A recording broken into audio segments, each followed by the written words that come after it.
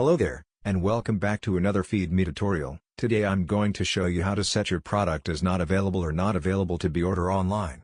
First, let's go to the menu and find the product menu that we want to set as not available. Next, click on the product. As you can see here, you can choose to set all, POS only or none. Since we want to set it as unavailable, let's click on none here, and then click on save after done. Now it is already set as none.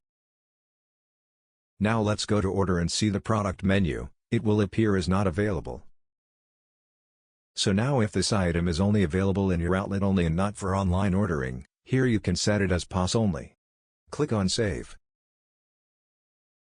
Now you can see here, there is a small label saying POS only. Now let's check on the product itself. Here you can see that it isn't labeled as not available, meaning that it is only available at the POS system and not online order. That's all for this video. Thank you for watching.